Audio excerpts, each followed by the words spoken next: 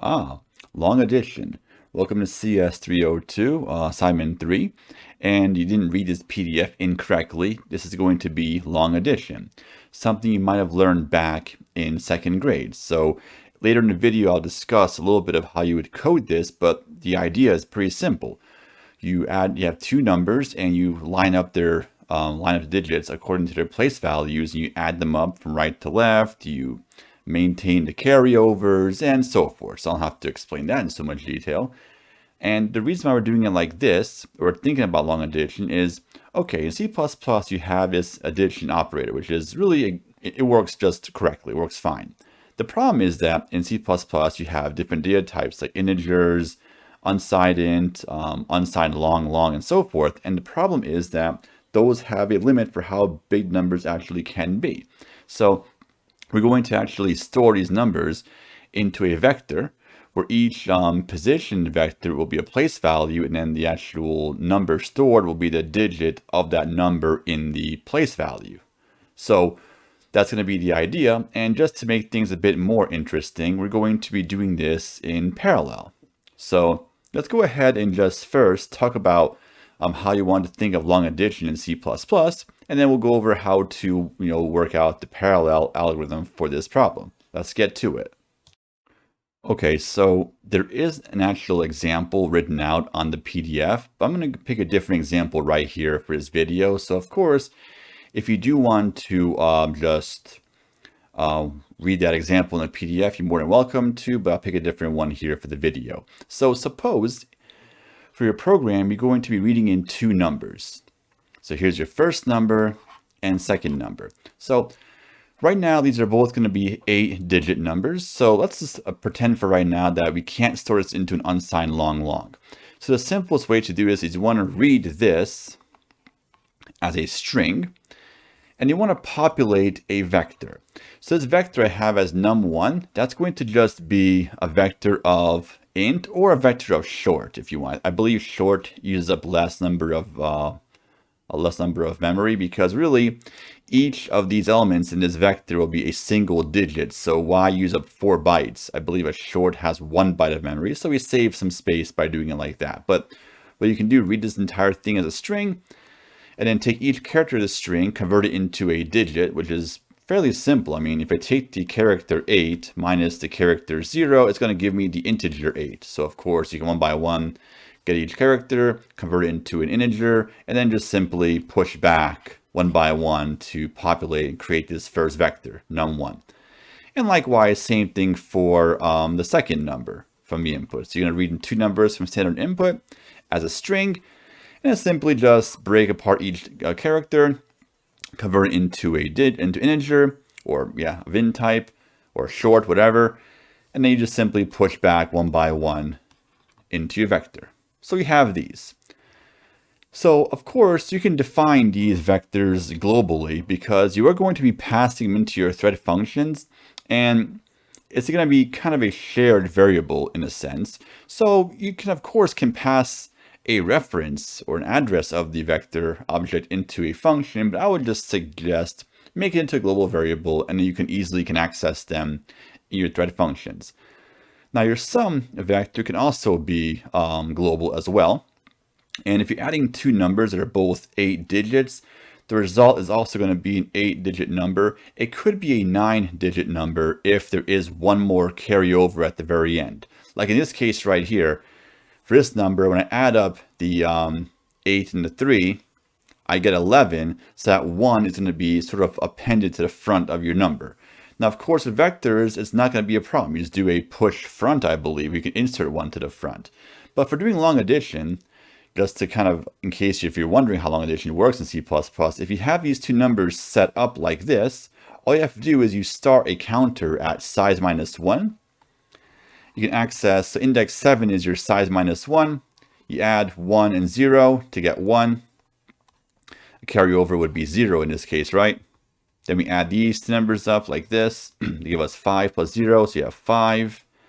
And then of course, if you add these up, we have 8 plus 3, which will be 11, so we have 1, a carryover of 1 right there. Then we add these up, we get 6 plus 1, 7, and so forth. So really, Not really complicated. So you just use that, you have your indices as your place value pretty much, and you sort of start from the right to left like this. So that's going to be the idea of how to make this work. Now let's go over how to think about this in parallel. So the first thing you want to do for the threaded or multi-parallel version of this addition problem is you want to figure out the max number of threads you can spawn that's also a power of 2. So for example, if let's say you have 10 threads you can spawn using the hardware concurrency function I went over in class, that tells you the max number of threads you can spawn on your system, then clearly you can spawn 8 threads. That's going to be the max number of threads you can spawn in parallel. That's also a power of 2 because 10 is not a power of 2.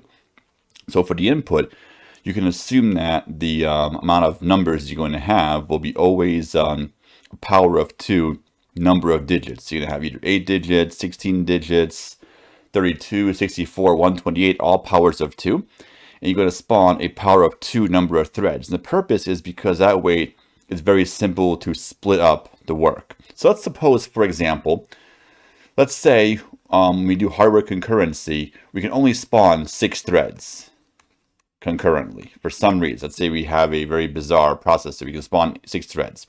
So then 4 threads is the max we can spawn that is also a power of 2. So if we can spawn 4 threads and we have 8-digit numbers, then clearly each thread is going to actually add up we're going to spawn 4 threads. Each thread's able to add 2 digits because it's 8 divided by 4. So I guess I'll just put these here like so. Okay, so just to skip ahead, I just sort of pre-drew this out right here. So we can see that since we have the size 8 numbers and we have 4 threads in total, 8 divided by 4 means each thread will compute 2 digits, or each block that each thread will work with is 2 digits. So for example, one thread will be assigned these digits right here for num1 and num2. So you have 8735, and then you have thread T2 will add up 63 and 89. T3 will add up 4823, and T4 will add up 21 with 30. Now you're not going to actually convert them into integers, just do the long addition work, because once again, what if we have a 128 digit number divided by 4, you're going to have a lot of numbers, you have 32 digits you're going to have per thread, if I can do my math correctly. So again, it'll be too big of a number, so you can't necessarily store this into an unsigned long, and so forth. So you have to do that long addition, but only on part of this number. So what will happen is thread T4 would have to compute the following results. It would compute, obviously, 51, and there's actually no carryover bit that's generated from this addition. So it would just be 0 for the carryover. Now for thread T3, it would give us the result. If we add these up, we'll get, let's see, a 71, I believe, and also gives us 0 for the carryover. Then for thread T2, if it adds this up, it'll give us, let's say, 12, and let's see. Then we have, I think we're going to have 5 over there, I believe.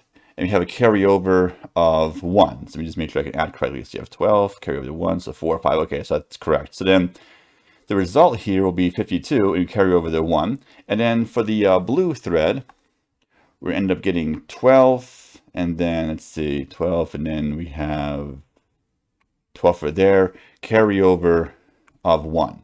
So of course, we write the results. Each thread will write the results into each of these blocks. So if I made any math mistakes, well, it's okay. I mean, I hope you understand the concept, or this part is not confusing at all. So we have to do this part in parallel. Now, all you have to do is you don't have to pass in these vectors into each thread function. You can have these 3 vectors as global, but you want to pass in indices into a thread function so the thread knows which part of num1, num2, and the sum vector is working with. So for example, like in this case here, if you spawn thread T1, you pass in 0, 1, because these are the endpoints of this range. So that means you're going to add the indices 0 and 1 with num2 0 and 1 and store them into 0 and 1. Now, of course, let's say if you had more or less threads, then these ranges will update. So for example, if let's say you only could spawn 2 threads in this problem, you'd have one thread, you'd pass in 0 and 3, and then that thread will add up these values with these values and store them in this location. And in other thread, you'd pass in 4 and 7, telling it which portion of number it's going to be working with. I hope that makes sense. And once you do that, then you have to add the carryovers. So then the 0 carryover bit gets added to this digit 1 right there. And then whatever left over you have, that plus this carryover bit is added over here. Again, nothing happens. Then this 1 carryover bit is going to get added over here. And then that resulting carryover bit is added to that 1. So basically, you have these carryover bits, and these are going to be done in not in parallel, but sequentially, because you can't really do this portion in parallel. So pretty much once you add up all these numbers, you store these carryover bits maybe in a separate vector, possibly a vector of all these carryovers, and you properly add those carryovers. And of course, they can propagate, so you could add, and that could cause a chain reaction to start adding more carryovers. So you could update the carryover bits potentially as you work these out. So that is really the main sort of algorithm we have to worry about here. So of course, you spawn your 4 threads. They all do their additions separately. They're all going to write the results into this sum. You join all the threads. Then sequentially, you handle these carryover bits in main after you join the 4 threads, or in this case, however many threads you spawn in your program. In this case, I had the example for 4 threads. So hopefully this picture here gave you an understanding of how this algorithm actually has to work. Let's go ahead and go back to the rest of the PDF before I end this video. So, I mean, in this PDF, I kind of explained this entire process right here. So I have these two 32-digit numbers, and I actually use 8 threads, I believe. So, of course, in each range, will be these size 4 parts you add up. And these numbers here in red are the carryover bits that are computed at the end. You have to, of course, add those in at the very end like that. It's just like what I went over in the example of before. This is just kind of another way of thinking about this in case if those pictures I drew were not clear enough. So this is all just more of that. So okay, so now I guess we're going to have a written portion for this assignment. Now written portion, I'll have a separate submission area. So on CodeGrade you submit only just your source file. Then there'll be a separate submission spot on Canvas where you will submit your written portion. So I guess a doc file, RTF file, docx file, or PDF, any type of file like that. Don't submit a TXT file. I believe I have it set up where Canvas will not even allow you to submit a TXT file, because that's not very professional to submit sort of a written type of portion like that.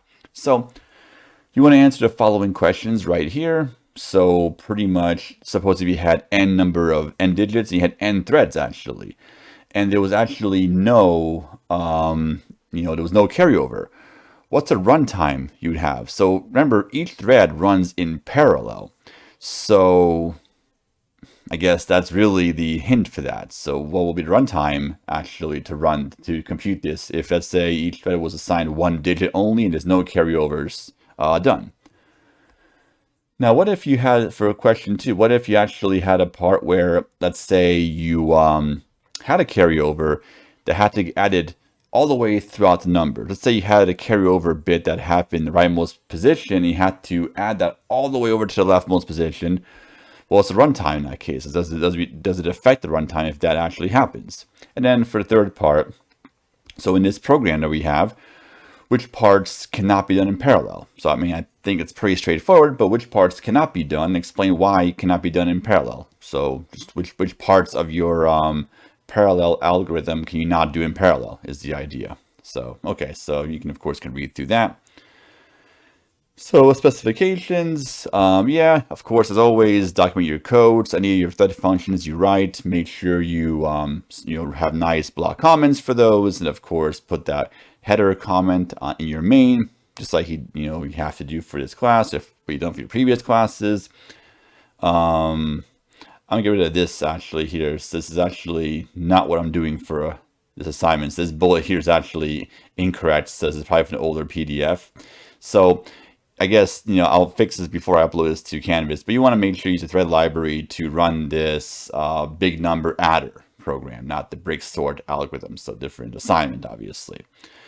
Now, of course, make sure you don't spawn more than the number of threads you can handle. So use that hardware concurrency function to make sure you don't spawn more threads than your program can handle. Of course, you want to spawn a power of 2. You can assume that the input size, the number digits, will all be powers of 2. So it'll be very easy to break it apart. So now for your parameters, I would just suggest for your vectors, just use global vectors and only pass in indices into each thread function to make sure that each thread is aware of which part of the numbers is this thread going to be adding. So that's what I recommend doing. But of course, if you are, you can pass a reference into a function, but you cannot pass by reference with threads. And like little variables, yeah, you can have some little vectors, that's fine. Just make sure those endpoint indices are not global because they're going to be different for each thread. So you want to make that, actual parameters you pass into the functions.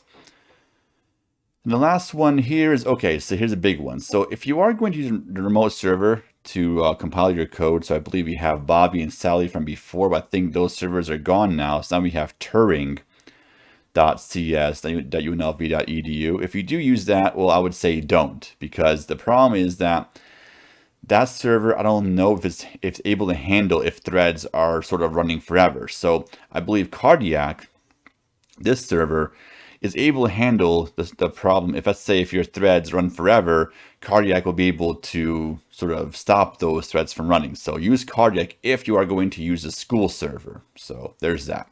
And of course, your program, you have to compile it using the pthread, pthread flag. You run it. I'm going to prompt for 2 numbers.